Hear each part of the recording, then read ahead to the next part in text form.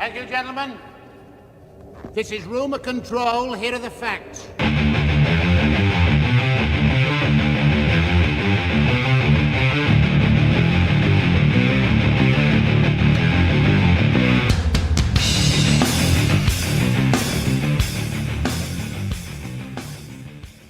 Hey, gentlemen.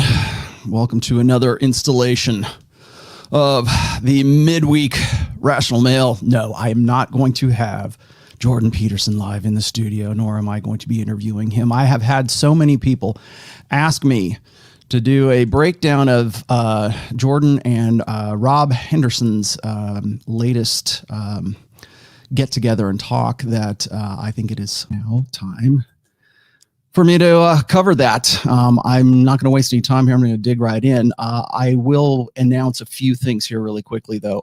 First and foremost, I'm going to be jumping around in today's video. So I want you guys to know right here from the jump that I'm doing this because I want to be as efficient and as on point as I can with this. It's not because I don't want to sit there and listen and watch the whole darn thing. I mean, the things about it, this interview, if you can even call it that, it's really just basically a talk between, I think it's Dr. Rob Henderson and Dr. Jordan Peterson. And people have asked me to opine because a lot of the topics that they are discussing are things that I talk about on a weekly basis, really. I do know who Rob Henderson is. I follow him on Twitter. I follow him as well. He's one of my favorite, I don't say new follows because I've been following him for probably about 2 years now. But he's in my evolutionary psychology following group, I guess, if I have such a thing. Steve Stuart Williams is another one. He's the author of the Ape That Understood the Universe. I think I've mentioned that on several different occasions on this show. Really great book.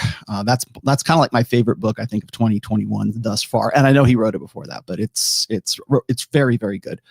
And Rob Henderson is, I would put him in that group with Steve Stuart Williams. I know that they're colleagues, or they're certainly like bounce ideas off of each other. So Rob Henderson is, at least his background, I believe, is in evolutionary psychology. I don't know if he is on the Gad-Saad tier, but he's very good. And I'm going to point out a few of his tweets today as we get started and go through here. So once again, I'll be bouncing around through this video because a lot of this is, I want to get to the pertinent parts. So if you want to watch the whole thing, it is the most recent video on Dr. Jordan Peterson's YouTube channel. You can go check it out if you want to see it in its entirety. And also standard caveats apply. It's next to impossible for me to be critical of Dr. Jordan Peterson because I have been in the past. And I got run up the flagpole for it. In fact, one of the earliest videos I ever did was a critique of Dr. Jordan Peterson back in, I believe is in like January or February of 2018. And I was critical of Jordan long before it was cool to be critical of Jordan. I know Vox Day, and I know what his opinion is of Dr. Peterson. I tend to share a lot of his assessments, although I would approach it from a less religious standpoint than Vox, but that's just me. Again, it's difficult to be, I guess, objective. I'm going to try to err on the side of being sort of red pill agnostic about this whole thing. But I realize it's almost impossible to do that. So bear with me when we're going through this. I know I'm going to catch a lot of heat for doing this. I always do every time I myself or Ryan or both of us take on the latest by Dr. Peterson.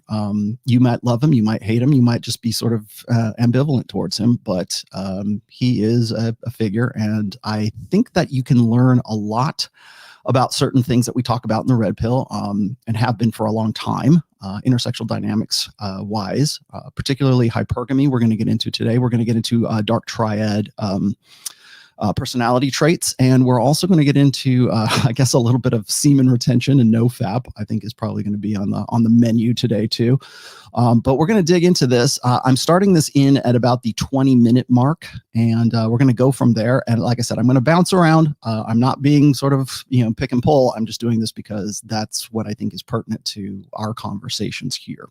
So with that said, let me just start with the very first bit here. What would you consider, what is the universe of luxury beliefs? One Well, I would say that luxury beliefs are primarily situated, of course, among highly educated, affluent people.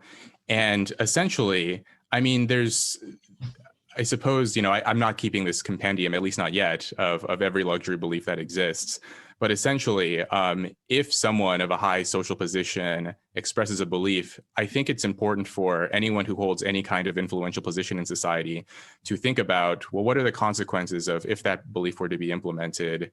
And especially when it trickles down.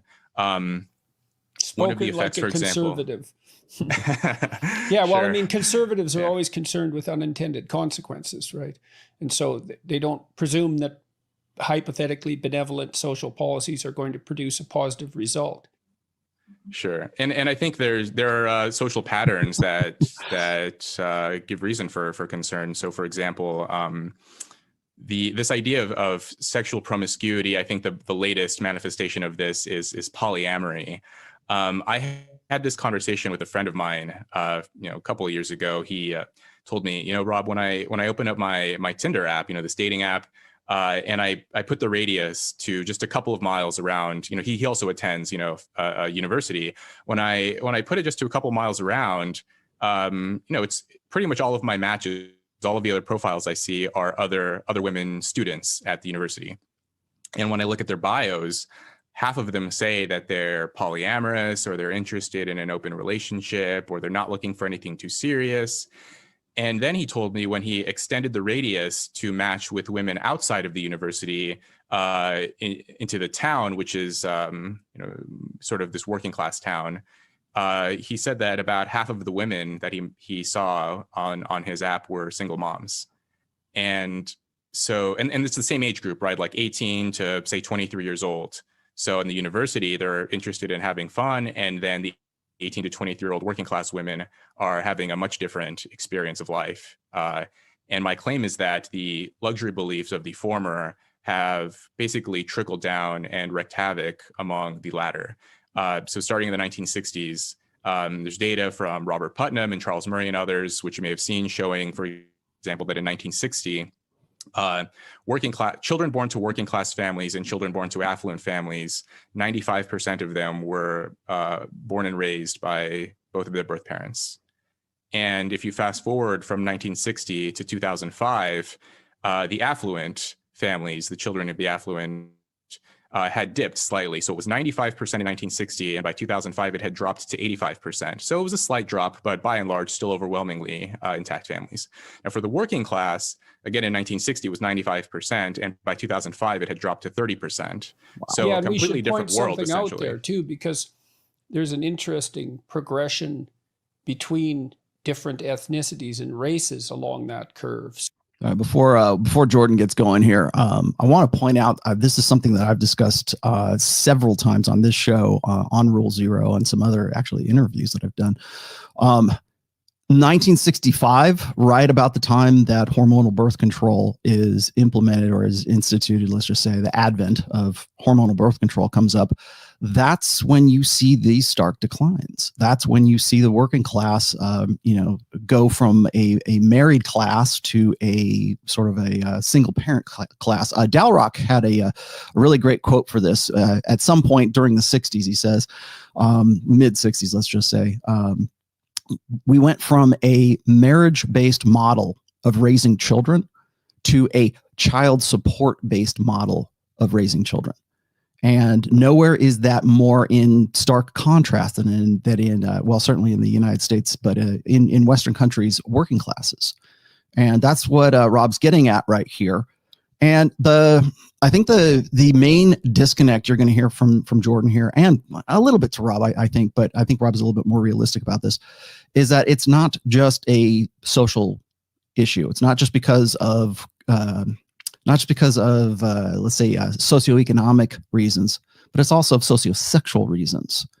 And I've heard Jordan talk about how important how significant an invention hormonal birth control is, but I don't think he ever really makes the connection between where we've gone societally as a result of the changes that were implemented by the idea that we can have safe and easy birth control, and that is unilaterally controlled by women. I've yet to hear him explain that. But let's continue here, and he'll So opine. the first, correct me if I'm wrong, but I believe this to be the case. The first population that really affected was the Black population. Then it was the Hispanic population. Then it was the white population. But the curves match. They're just like 10 years apart. If you look at the same socioeconomic level. And so, yeah, that's a good example of policies that are hypothetically liberal at the high end having a devastating effect farther down. And, you know, these people who claim that marriage, for example, is a patriarchal institution. Well, the best rejoinder to that I know of is then, well, why do the rich get married and the poor don't? Are they choosing to oppress themselves given their options? It doesn't make any sense. I mean, I think it's an absolutely foolish theory to begin with, but that seems to me to be a piece of data that indicates quite clearly that if you have a choice, that's what you pick. Or if you have the widest possible level of choices, that's what you choose. Well, it would seem that way, wouldn't it? We also have to remember that from a demographics perspective, there's two things I think that he's missing out on here. First of all, from a demographic perspective, let's just go back to the different ethnicities here. We tend to think of this common trope that we need more positive fathers in the Black community, and I hear this repeated over and over again in what's now quote unquote the Black manosphere. It is this constant trope that is thrown out there all the time. Men need to man up, men need to take responsibility, and men need to take responsibility for their kids, and that is a common thing that has been thrown out for a very long time. But if you look statistically, and I will put I'll put the links to the research that I'm talking about here in a minute. But if you look statistically, while Black men do not marry the baby mama, they are still living in the house. Overwhelmingly, they're still living with the kids that they're with. So it's not so much about being influential, being a part of that kid's life. It's, are they married or are they not? And that right there is sort of this old school premise that if the couple are not married, then that means that the baby father, the baby daddy, has in some way just completely abandoned the family. When in fact, that's the primary reason why we still hear about alimony. We still hear about child support payments. We still hear about deadbeat dads and things like that. Whereas those guys tend to still be a big part of their kids' lives. And in most cases, they're still living in the same place. They're just not married to the woman. So therefore, if there is no marriage certificate or contract between the two, she's therefore a single mother, whether or not the guy's living in the house or not. But we don't hear about those statistics.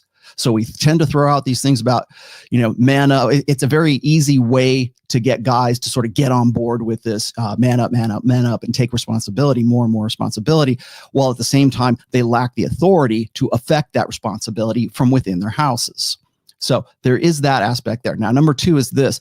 Why is it that more affluent people, college-educated people, tend to get married more than, say, blue-collar working class, let's say non-college educated? I've talked about this on Aaron Clary's show when he came on this show as well.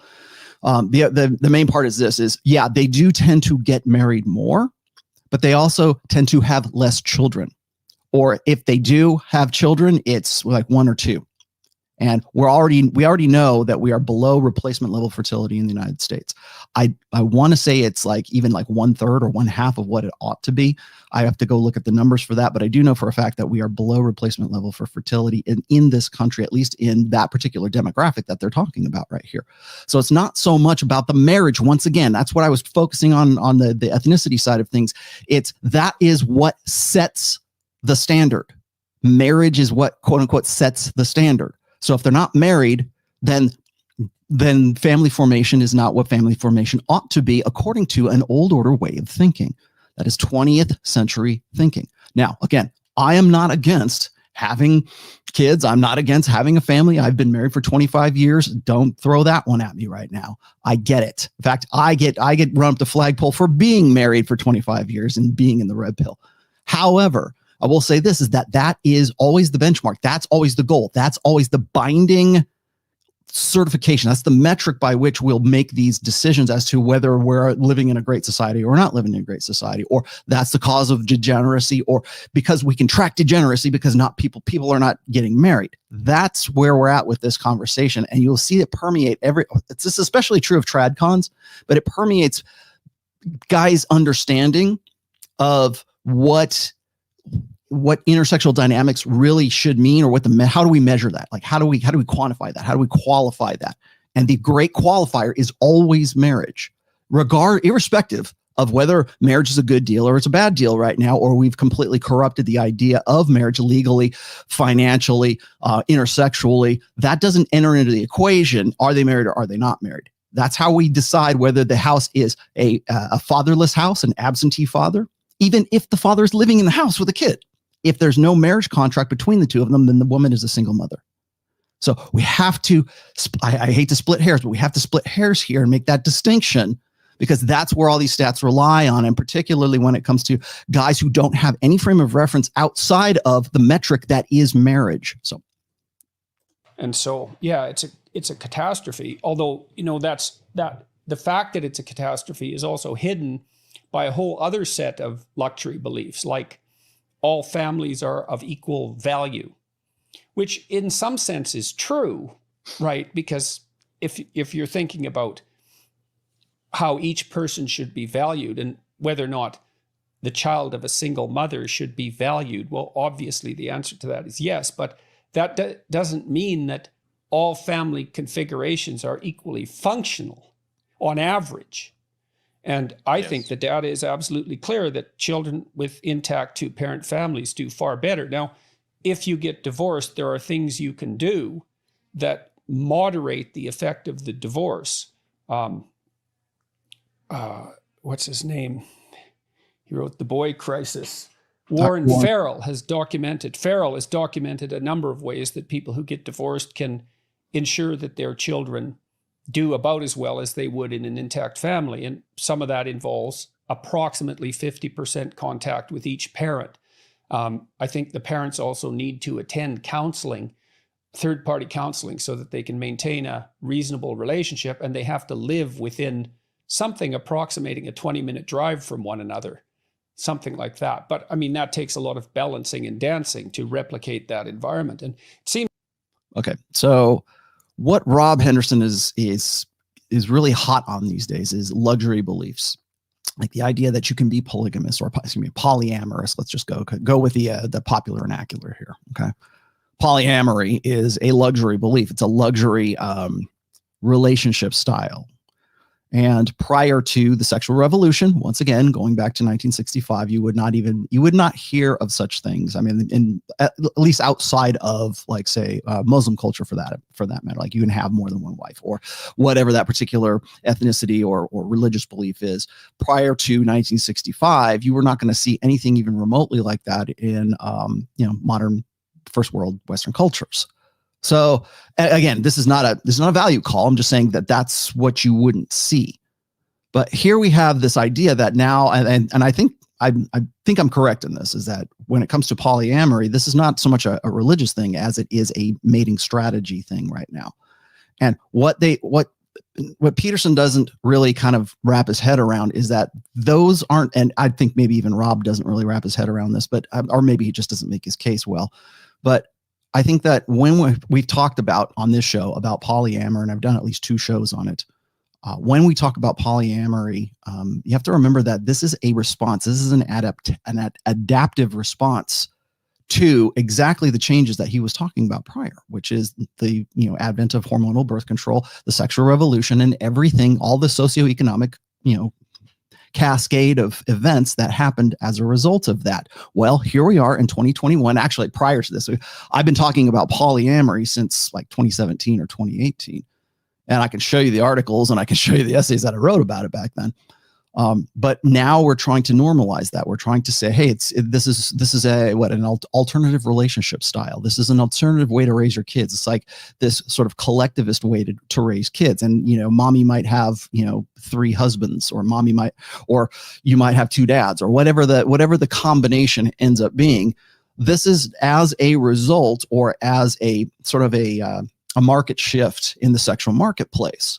So to get married and have one mom and one dad, and to have that sort of nuclear family, or even just that straight up, socially enforced monogamy that we used to have, or the style anyways that we used to have in the 20th century, that right now is not so much a luxury belief as it is an adaptive process or an adaptation to the current sexual marketplace. He's going to talk about hypergamy here in just a second, and I'm going to fast forward it just a bit so we can get to that part. But when he's talking about hypergamy, it becomes really clear when Peterson talks about this, because once again, my main complaint about Jordan when he talks about hypergamy is he only focuses on one side, and that's the beta buck side of hypergamy. He would never want to step on the feet of women by highlighting or emphasizing the alpha seed, the alpha, the alpha sex, short-term sexual side of hypergamy. And he skirts around, he dances around that quite a bit in when we get to that point here. But I'll bring up some stats and I'll show some other things here as we move along. But I just wanted to say that right now, because I don't think that it is a luxury belief or even a social construct, or this is just the sign of the times and this is just what the kids are doing these days. It's not. It's a reaction to the current, let's say, stresses of the sexual marketplace right now. As I've said before, when guys get into a polyamorous relationship, it's even Rob Henderson has put up stats about this, is when a couple has a quote unquote open relationship, the partner that is into it is usually the one that can profit the most from or benefit the most from it. So if it's the guy and he's very high value and he wants to be, have a main chick and have like a few side chicks, as we talk about all the time, and what shows. Well, we talk about this all the time, is should a high value man be able to cheat? That seems like it's really great. But really, when it comes to polyamory, it's usually beta male men who are clustering around one fertile female. And usually the most alpha amongst them is the one that gets to, impregnate that one. So it's not so much about living like, the patriarchs of the Old Testament, where we've got, 2 wives and God knows how many concubines. It's more in practice right now. Polyamory usually centers around one woman, and then there's rather than that one woman being able to get with one high value guy, as would be the most beneficial or be the most ideal case, that one woman gets with several guys, and we normalize that polyamory because it benefits the woman in this case. I've done when I did the Respect Women episode, and I think I did one prior to that as well. When I was talking about how we're now normalizing this alternative relationship style, it benefits the woman right now. We've talked about, polygamy, right? With the GYNY, right? One man, many women. That is being instituted not by the men, but by the women right now, because women cannot find the high value guy that they think that they deserve, that society keeps saying, you go, girl, don't settle for anything less. You're entitled to the best of the best. We build very successful podcast platforms based on that presumption, and then holding women accountable for their hubris and their entitlement. That's I think that's pretty well established right now, but I can't expect even Rob, who I think is probably on top of his game, but I certainly can't expect Jordan to know this kind of stuff, because he really doesn't have his finger on the pulse of the sexual marketplace at this time. But that's what it comes down to. And the reason for that, the reason why many women will share one alpha male, remember when I said that? Or that's Pook, right? Pook said this. He said women would rather share a successful alpha than be saddled with a faithful beta, or multiple betas. Now, what happens when that woman can't get that high value guy? What happens when she can't balance alpha seed with beta need?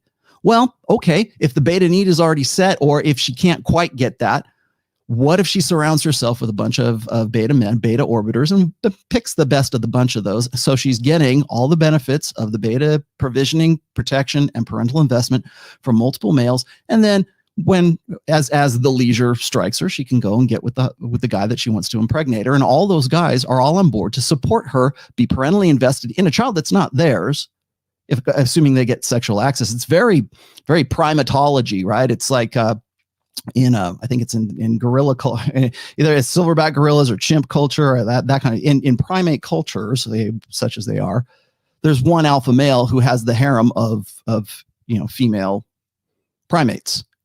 And when those primates are not in estrus, they allow sexual access to the beta males that are still part of that troop. but not when the possibility of them getting fertilized is in any way possible. And when that time comes around, when they want to, that's when they push away the beta males and they go with the alpha guy. Now, apply that to a polyamorous situation right now where the women, the females, human females, pick the one guy. That is an adaptation. And beta males, if they can't get any sex at all, or they can go and they can get into a quote unquote poly, hipster kind of arrangement, which one is better? To go without, or, was it a solve your reproductive problem or don't? Solve your reproductive, or hopefully you can get some kind of, limited sexual access is better than no sexual access. And I think on some level of consciousness, beta men tend to understand this. And therefore, when we talk about poly or when we talk about that kind of stuff, it seems like logic. It seems like a good idea. It's not about, the society's changed. You have to remember that sex and family and everything, it exists because sex exists. Society exists because sex exists. It's not the other way around. And I think that a lot of guys get too hung up on the idea that it's a social construct or it's social conventions that push us in a particular direction, when in fact, it's really the motivations of our sexual interests, our intersexual dynamics. It's much more deterministic when it comes to the biology than it is about the social side of things that is motivating that behavior. So if you put people into a predicament where they can get sex or they can't get sex, they're going to find ways around that. It's impossible in our society to have a discussion about the fact that some forms of families are better for children than others. And because we think of any imposition of a value analysis of that sort as discriminatory. And, in some sense, it is discriminatory, because when you say that one thing is better, you're also saying at the same time that the opposite of that is worse. Well, then it depends on who you're trying to focus on. And well, I go by the data fundamentally. Okay, I'm going to push this up to the 28 mark because that's where the next bit is. The next good stuff is right there. Reliable.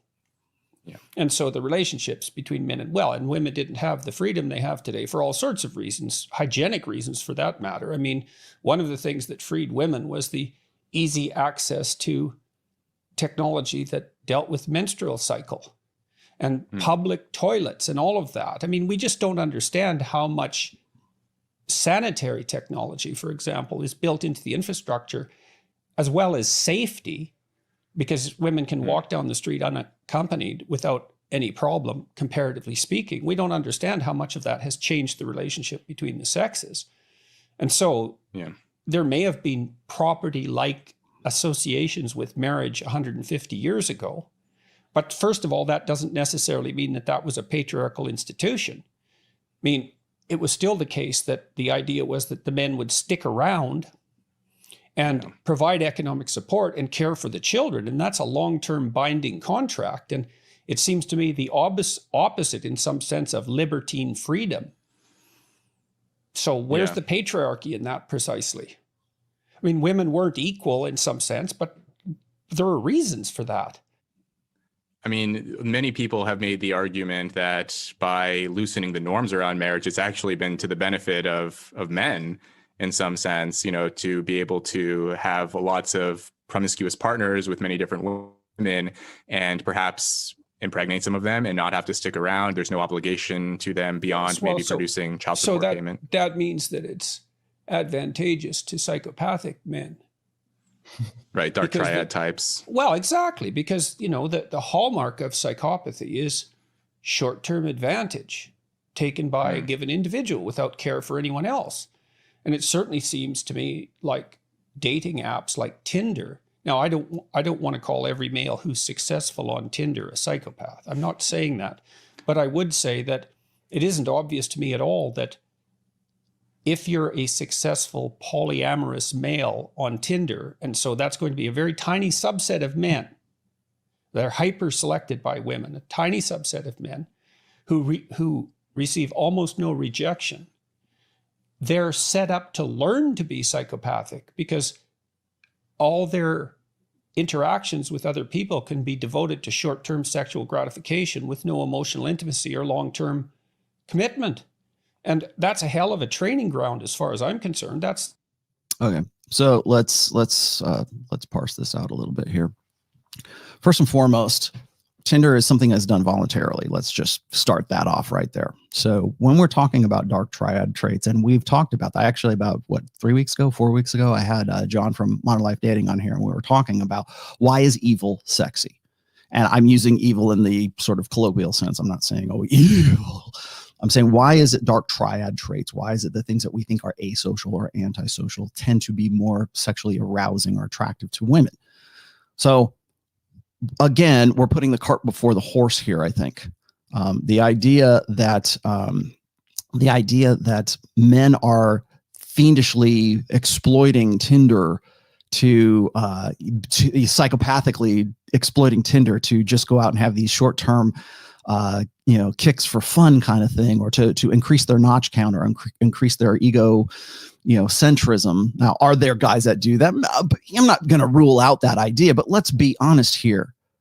For by and large, women are doing the choosing on Tinder. They're certainly doing it on Bumble, and they're certainly doing it on Hinge. Okay, it is because in those platforms, it is up to the guy, or it is up to the woman to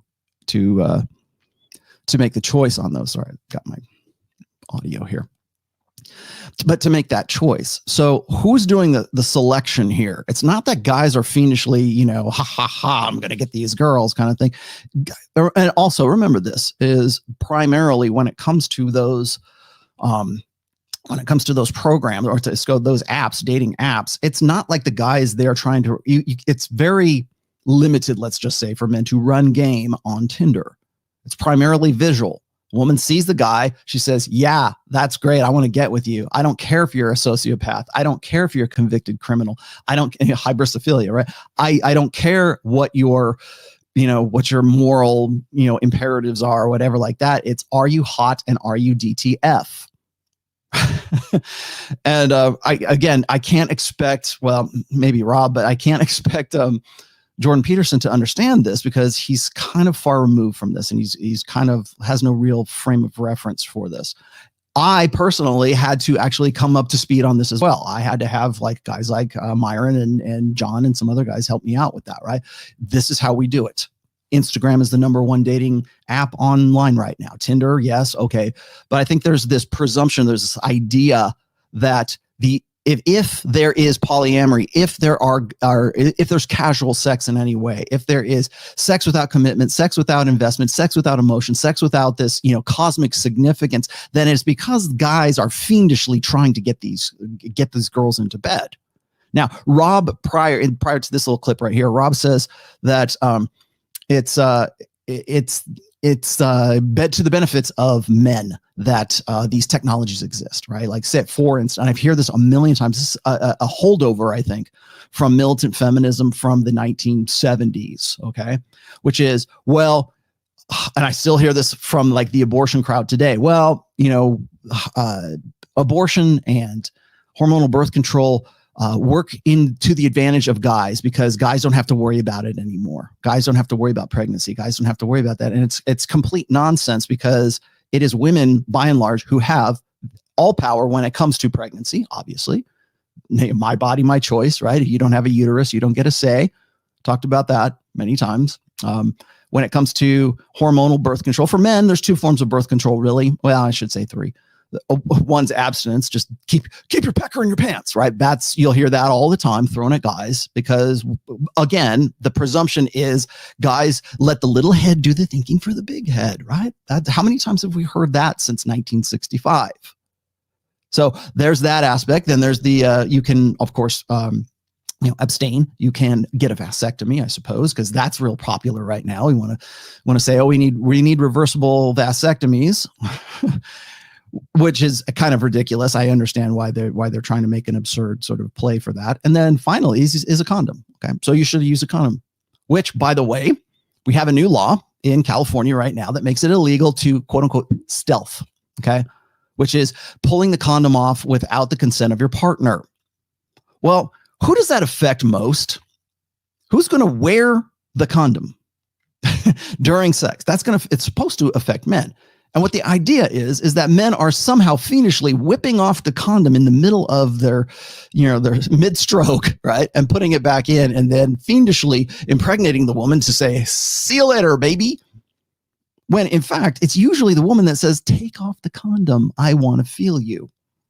It's usually the other way around. It's not guys who are like or stealthing or anything like that. And I love how women sort of throw that one out there. And honestly, I think this is just sort of a bone that they're throwing to women, at least in the state of California. It'll probably be, countrywide at some point. But if you took the condom off, then that's technically grape, because that's now sex without consent, because it was consent with the rubber on, and it's not consent without the rubber on. Well, again, most guys are going to want to keep the rubber on anyways, because that's their only line of defense. For women, I don't know, God knows how many different hormonal varieties of hormonal birth control there are.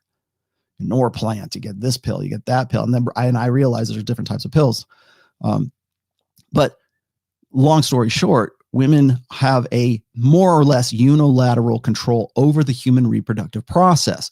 We never want to talk about that when it comes to this kind of conversation here. Also, why is it that women want dark triad guys? When we talk about like the default conversation, when we talk about like the guys who are fiendishly exploiting game, like if you learn game, then you'll turn into this dark triad, fiend to just increase your notch count and then just ejaculate and evacuate kind of thing. When in fact it is women doing the choosing. It is women who are deciding, in fact, legally, legislatively deciding that they want to get with that top tier that he was just saying, the minuscule top, percentages of guys. Now we talk about the Pareto principle, and he's going to talk about the Pareto distribution here in just a minute, but he's even talking like smaller than that. Like we always say 80-20, but maybe he's talking about the 5% of guys who can go on Tinder and just have women line up around the block to bang them. Why is that? We never put the onus of attraction or the onus of the results or the products of that woman having sex with that guy on the woman. It doesn't even enter into the conversation. It doesn't even enter the thought process. So you can only take this so far. Yeah. Or should guys have more responsibility? That's all this is. It's just responsibility. No authority, no nothing. And then of course, what's funny to me is anytime I bring up stuff like this, on a particular podcast, women will say, "Well, what about you? What about guys? Guys do it too." Ooh. We don't hear that here. We're talking about the guys in this sense, and it's easy pickings. That's why he wanted to talk about patriarchy here just a minute ago, and he's right about that. I do agree with him. I've said this on several other podcasts. Patriarchy is a balanced system, or it used to be a balanced system. Ideally, it was a balanced system, meaning that the guy had authority. Men had authority over women and over their families and over their children and over the direction. They were the head of household. Today, they are an equal partner, ostensibly an equal partner. They're an equal partner that is never going to be equal because they're not either making enough money or they're not, because we always want to make that metric about equality, about socioeconomic, issues. So when a woman gets a promotion at work, then suddenly it's time for divorce. When that guy is making more money than the woman, then we're equal partners. So there's never any authority that comes along with that responsibility anymore. And I don't think that, again, I know Jordan's been on PragerU several times, and I would say this straight to those people too as well, is that responsibility without authority is slavery. And that's where we're at right now. So we want to keep, I agree with him in this, is like we're feminists and a gynocentric social order. And whenever it is convenient to bring up patriarchy, smash the patriarchy, whenever it's convenient to do that, it's a real easy target, because we've been hearing it over and over and over again for the past 65 years now.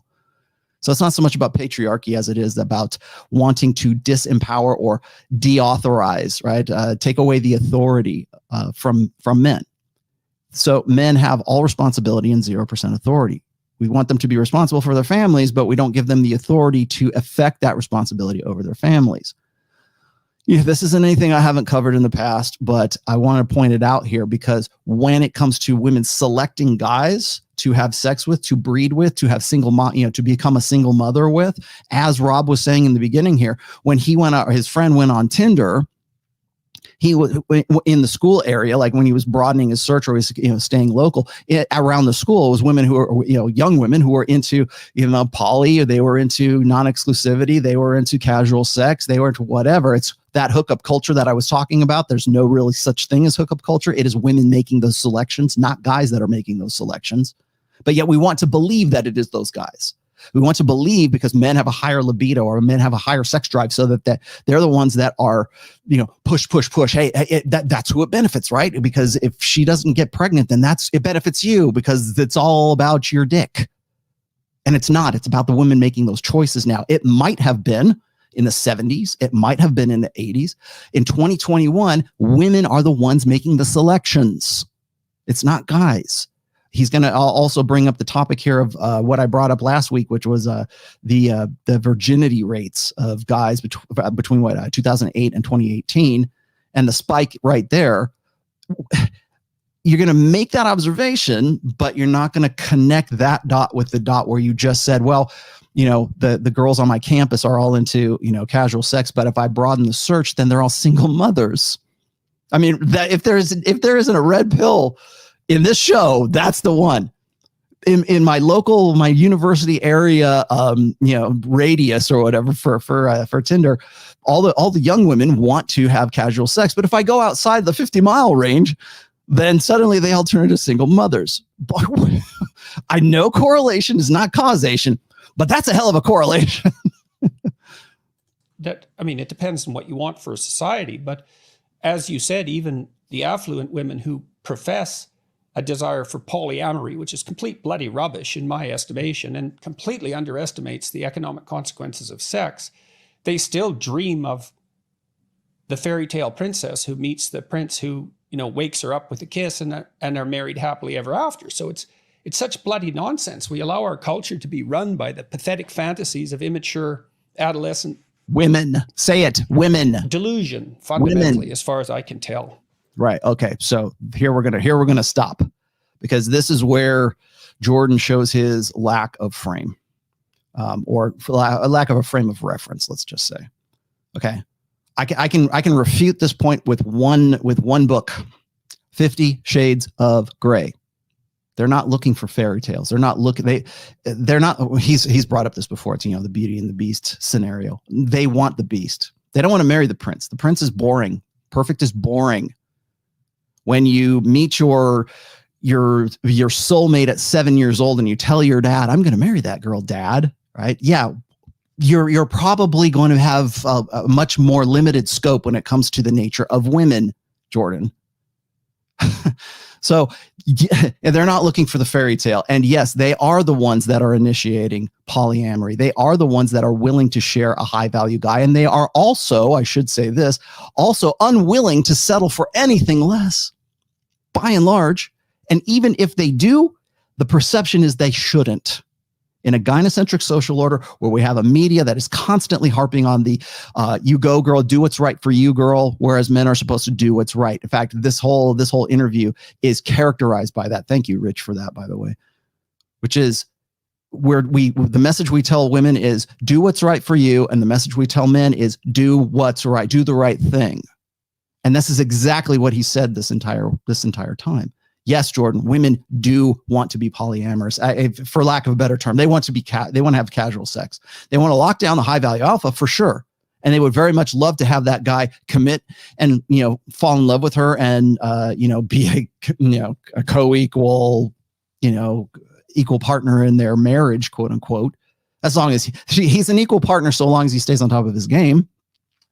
And women are very vocal about that. It's called open hypergamy. They know what they want, and they get damned if they'll settle for anything less. Go look up Rise of the She Economy on the Morgan Stanley website. They're already planning for this. Financial institutions are already planning for 2030 when women between the ages of 25 and 44, 42% or 45%, I think, of women in the prime working demographic will be single and childless. Is that because it's men's fault? Is that because men are like these kidults? No, there's economic forces for sure. And I don't think I recognize that quite enough for guys, because guys hit me up. They go, it's really socioeconomic reasons, right?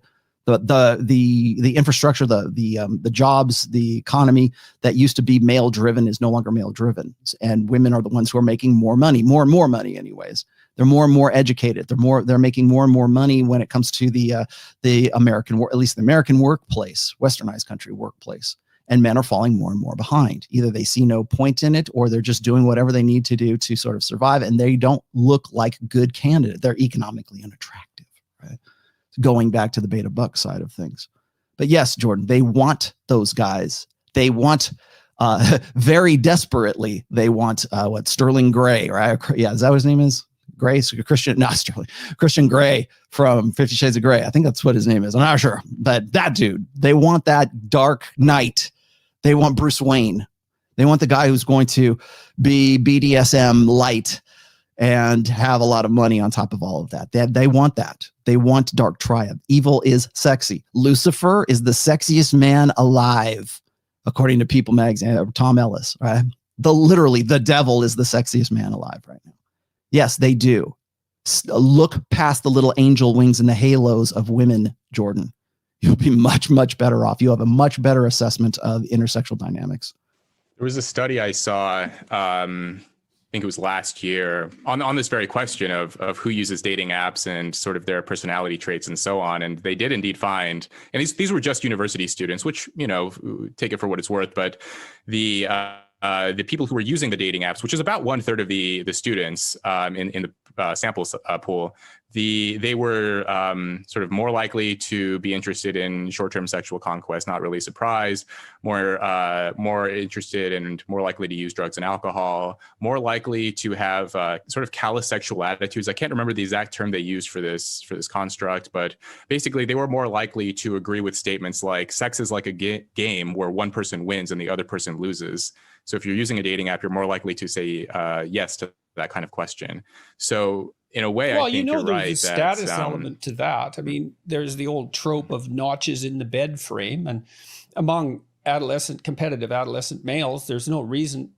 There's every reason to be competitive about how much you can drink and how many people you can lure into bed.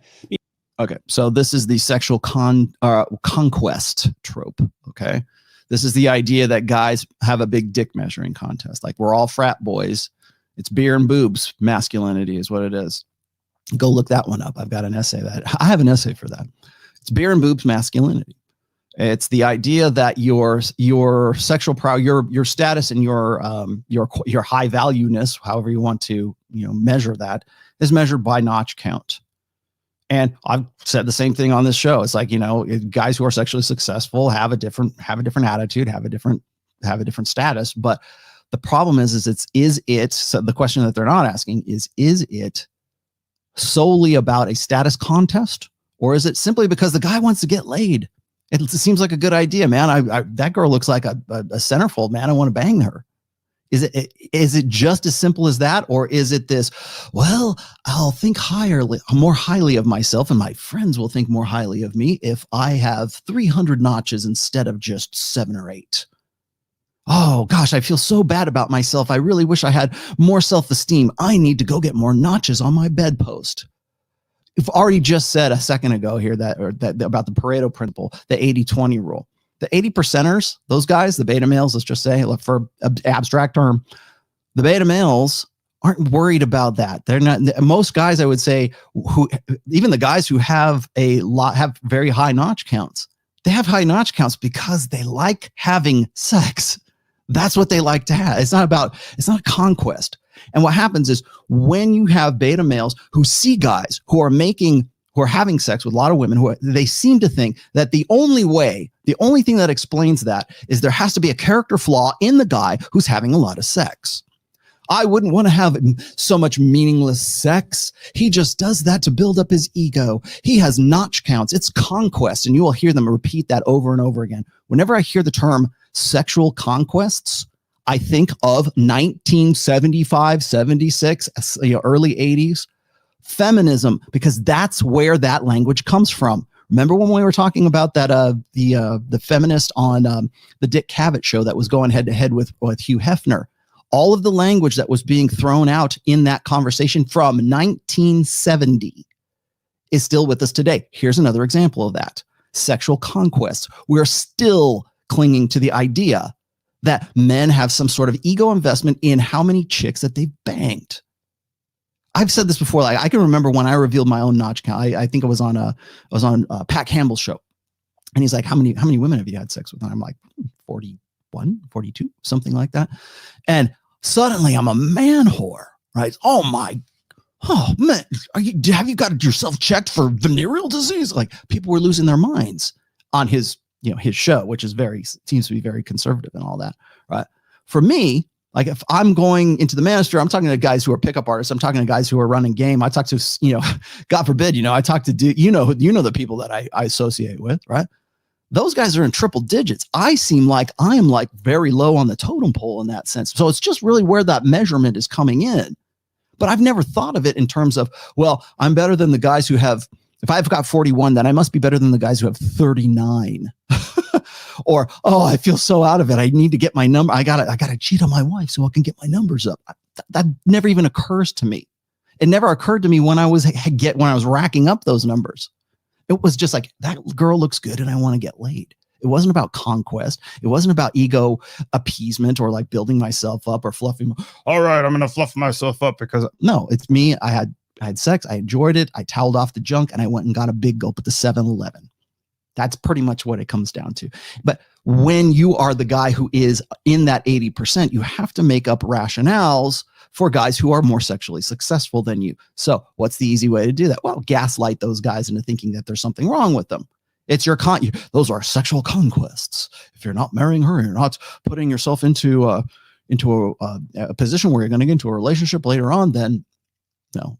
As you know, I've talked about dating non-exclusively, what my opinions are when it comes to plate spinning and stuff like that. But this is a really important part of this video here. And they're about to get to hypergamy here, but it's very important because that sexual conquest is literally out of the feminist handbook from the mid-70s or early 70s. So bear that in mind next time you hear this kind of stuff. Now, the other part is this, that I'm going to show you. Actually, let me pull it up. I have it on right here. So this is number one. This is from Steve Stewart Williams. Okay. So this right here is going to be back. I got run up the flagpole for, let me pull this out. There you go. I got run up the flagpole in the Lauren Southern interview about the 80-20 rule and the fact that 100% of women want to get with the top 20% of guys. Well, here you go. This is a recent study. Thank you, Steve Stewart Williams, author of Ape That Understood the Universe.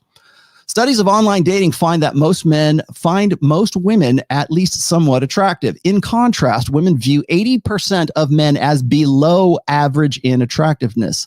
That is below average. Let me repeat that. Below average, not above average, below average. Okay. In attractiveness, men, on the other hand, liked more than 60% of female profiles, while women only liked 4.5% of male profiles. So there you go. Lauren Southern, if you're watching, there's some modern that's as I think as recent as 20. When do you put that up there? This year, as a matter of fact, I think that's 2020 or 2019. This is from a Quillette article, but it's got the research. I'll put all the links to all these pertinent ones in here. So there's your 80-20 rule right there. Nuts and bolts, hard data. Tell me I'm wrong. Please do. I'm all ears. 80-20 rule again is not 80% or what is it? 20% of guys are banging 80% of girls. No. Hypergamy works this way. 100% of women want to get with the 20% of guys. Whether or not they can, that's hypergamy. The Pareto principle that we talk about is this. Only 80% of guys are considered unattractive. I don't know how many are average, are below average, let's say. Then you've got, I don't know what's average. Maybe you get, let's round it off a little bit. 10% are average. And then another 10% are above average. And those are the ones that they were just that Jordan was just saying a second ago, right? that minuscule person who can use it, they're fiendishly using it to their advantage to, get another notch in the bedpost and have another sexual conquest. Those are the guys that like Jordan gets pissed off about because, and I don't know what I'm saying. Okay, let's leave him out of this. Those are the guys that get pissed off because they married the chick at 30 some odd years old. They were betas in waiting. They got with a girl who was ran through from the time she was 18 till she was 28 years old. I was so crazy in high school. I've had my fun and I'm ready to settle down. I'm ready to have something serious. No fun for you. That's it. They get with that chick, and you know how they rationalize the fact that she won't suck his dick is because she got the top 10%. Those guys looking for sexual conquest, they ruined her for him. That's how they rationalize it, because it couldn't possibly be the fact that she selected those guys and said, you know what, I really want to bang you in the foam cannon party in Cancun on spring break. I was drunk, he was cute, and one thing led to another. That doesn't enter into the equation. That's not even part of the math. And that's not the part of the math for Jordan here either.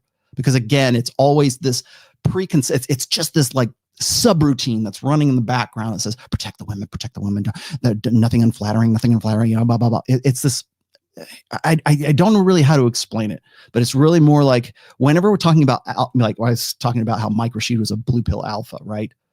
Or I talk about guys who are like sort of white knights, and they could be guys who are famous. They can be guys who have high status. They can be high value guys and still be very, very blue pill. But in the back of that, in that subroutine that's running in the back is like, don't say anything bad about women, because if there's any woman in earshot, I might look worse. My status might drop a little bit because I'm not on board with Team Woman. That's where that comes from. Now, this is the other part right here. This is actually from Rob Henderson.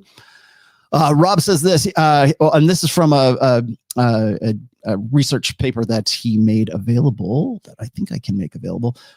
Women rated male characters designed to capture high dark triad facets of personality: narcissism, psychopathy, and Machiavellianism, or a control personality. Physicality was held a constant. Okay, so it's not about looks so much in this, although guys will want to quibble about that. Women rated the high dark triad character as significantly more attractive. Now, he says D equals 0.94. 1.00 is a perfect score when it comes to these kinds of research. Okay, so that's pretty damn close to perfect. So that's one thing he was talking about. And then last but not least was this. And this is where I really wanted to get to, because this is exactly what he just said a minute ago. College men who admit to behavior that legally meets the definition of rape tend to be more popular, have higher status, and have more consensual sex partners. Men with money, status, popularity, and power are more likely to be sexual predators. Okay. Now, where's he pulling this from? This is from a book by David Buss. That is his new latest book. And I believe, what's it called? Men Behaving Bad, Why Men Behave Badly, or something like that. Again, this is a Quillette article, and I'm looking at it right here. I want to keep moving on because I don't want to sort of break up the stream here, but you guys can go look that one up as well. He's quoting from that Amazon quote was from a book called Men Behaving Badly, or Why Men Behave Badly, I think. And it's just came out this year as well. So that's where those come from. Sources cited. There you go. Let's continue.